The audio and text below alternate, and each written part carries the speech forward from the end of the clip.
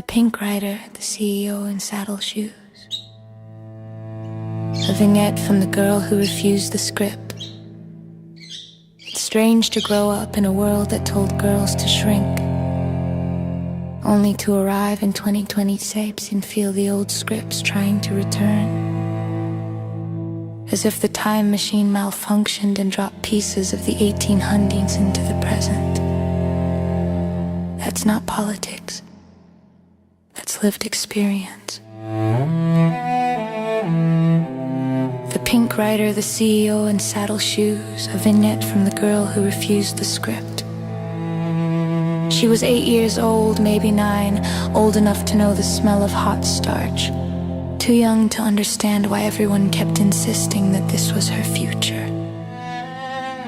The ironing board stood like a warning sign in the hallway, a domestic altar, a training ground, a prophecy she never agreed to. In her world, girls were not raised, they were prepared to clean, prepared to serve, prepared to fold themselves into the shape of someone else's life. It was the 1950s and the air itself carried instructions. Good girls don't question. Good girls don't delegate, good girls don't dream beyond the kitchen window, but this girl, this tiny, sharp-eyed, pink-souled creature, looked at the iron, looked at her allowance, looked at her friend who liked ironing and decided to hire her friend to iron. A clean, brilliant, sovereign decision. I'll pay you half if you do it. Just like that. A contract. A partnership, a redistribution of resources, a microeconomy built on fairness and instinct. She wasn't lazy, she was efficient, she was strategic, she was a CEO in saddle shoes. But the adults didn't see brilliance, they saw disobedience. They saw a girl stepping out of her assigned lane. They saw a threat to the order they had been taught to protect.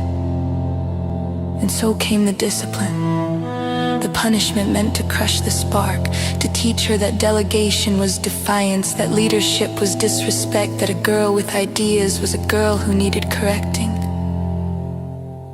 But here's the truth the adults never understood. She wasn't refusing the chore, she was refusing the destiny. She was refusing the idea that her life would be measured in pressed collars and folded linens. She was refusing the script that said, women exist to serve, not to innovate. She was refusing the cage, before she even knew it was a cage. The time machine that malfunctioned, and now it is 2020. A year that feels like someone shook the timeline and dropped pieces of the 1800s into the present. Not politically, not ideologically, but structurally, the same old patterns wearing new clothes. Women still being told to shrink. Women still being punished for delegating. Women still being questioned when they lead. Women still being asked to justify their brilliance. It's not a political story. It's a human story. A pattern story. A cultural muscle memory that refuses to die quietly. But here's the part that matters. Women are not who we were in the 1950s. We are not who we were in the 1800s. We are not who they expected us to remain. We are creators. We are strategists. We are architects of possibility. We are workers of pathways. We are the ones who see the system and redesign it. And the little girl who hired her friend to iron. She was the prototype, the early model, the first spark of a lineage of women who refused to be domesticated into silence. It's strange to grow up in a world that told girls to shrink, only to arrive in 2020 seeps and feel the old scripts trying to return. As if the time machine malfunctioned and dropped pieces of the 1800s into the present.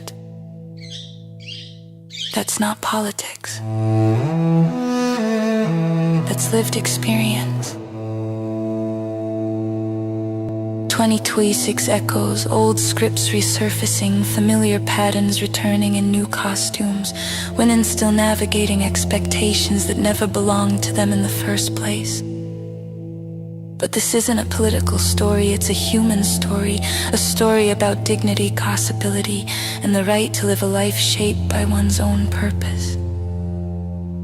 The sovereign statement. Women have always been brilliant. The world simply wasn't prepared to recognize it. But readiness is no longer the measure.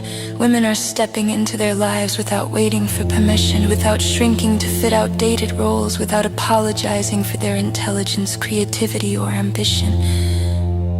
This isn't about sides, it isn't about parties, it isn't about ideology, it's about humanity. It's about whether people are allowed to live freely, to create, to contribute, to dream, to prosper, not just a few, but all. It's about whether we build a world where every person, regardless of gender, can rise without being told who they're supposed to be. And that is not a political value. That is a human value.